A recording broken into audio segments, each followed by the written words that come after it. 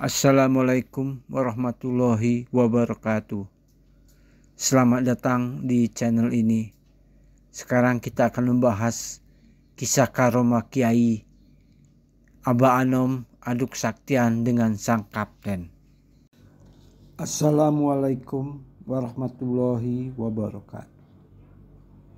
Kiai Haji Ahmad Sohibul Wafa Tajul Arifin adalah seorang Syekh Mursyid Kamil Mukamil Thariqah Qadiriyah was Naksabandiyah, juga dikenal sebagai Aba Anom.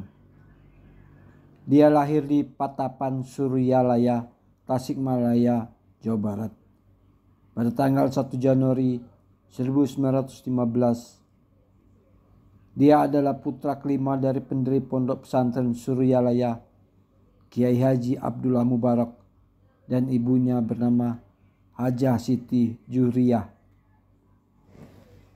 Aba Anom sejak kecil dididik agama. Ia pergi beberapa pesantren termasuk pesantren Cicariang di Cianjur untuk belajar fikih, pesantren Jambut Wafa di Cianjur untuk belajar tafsir, hadis, kalam, dan bahasa Arab, dan pesantren Suryalaya untuk belajar tasawuf.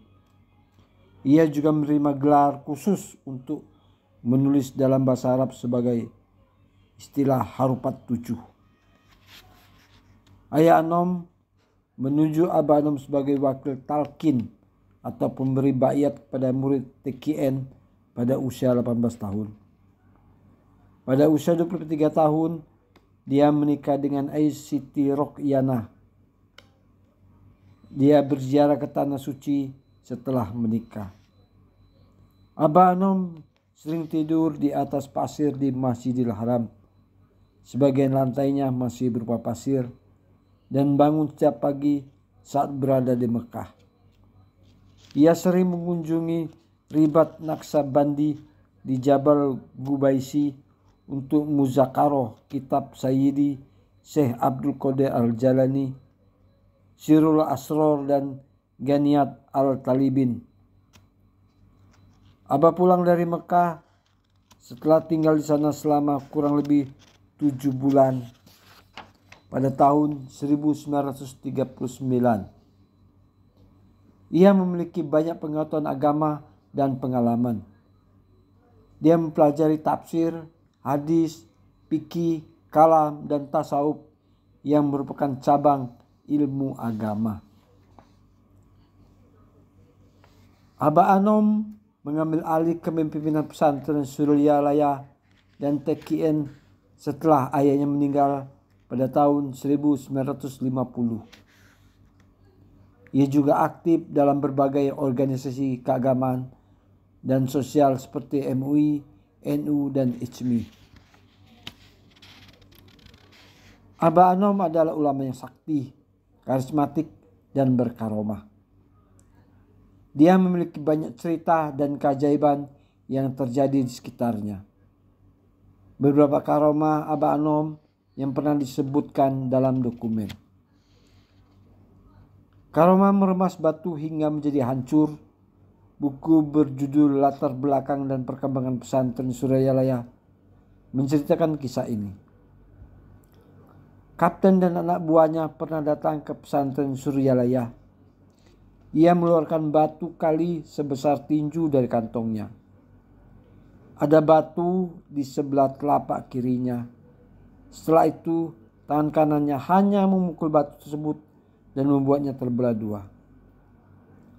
Dengan sombong, dia memberikan kedua belahan batu itu kepada Aba. Batu itu hancur seperti tepung setelah Aba meremasnya. Meskipun terkejut, si kapten masih enggan mengakui kekalahan. Karomah mengeluarkan ikan misterius dari gelas. Buku yang sama juga menceritakan kisah ini. Aba Anom meremas batu dan minta air kepada tukang masak di dapur. Kapten menerima gelas air dan melihat ikan di dalamnya. Segera, kapten itu memiliki penampilan yang mirip dengan seorang yang memancing, dengan ikan yang tampaknya terikat pada alat pancing. Ikan itu dipancing dari gelas yang dia tunjukkan kepada Aba Anom dengan sombong. Tetapi tiba-tiba seekor ikan besar menggeletar di lantai di hadapan si kapten. Kemudian ketika Aba Anom hanya mengisarkan jari telunjuknya, ikan itu seperti terhubung dengan pancingan di telunjuknya. Aba Anom memegang ketapel, mengarahkan ketapel itu ke atas atap rumah sebelum sang kapten menunjukkan kehebatannya lagi. Seekor burung tampaknya terkena tembakan ketapel, tiba-tiba jatuh. Kapten bersujud di hadapan Aba Anom, meletakkan lututnya di lutut Aba Anom, mengakui kekalahan dan minta maaf. Dia juga meminta ditalkin untuk menjadi anggota dan praktek di pesantren Suryalaya.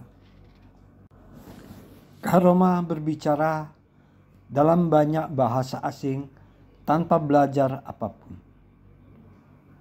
Ustadz Abdul Somad, salah satu murid Aba Anom, menceritakan kisah ini. Dia mengatakan bahwa Aba Anom dapat berbicara dalam bahasa Inggris, Prancis, Jerman, dan bahkan Latin tanpa belajar apapun. Selain itu, dia fasih dan lancar berbicara bahasa Arab. Dia menyatakan bahwa Allah Subhanahu wa Ta'ala memberi Aba Anom ilham untuk berbicara dengan bahasa-bahasa tersebut. Karomah menggunakan pendekatan spiritual untuk menyembuhkan pecandu narkoba.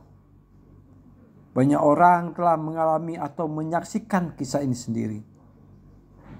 Pondok Inabah adalah sebuah pusat rehabilitasi spiritual untuk pecandu narkoba yang didirikan oleh Aba Anom.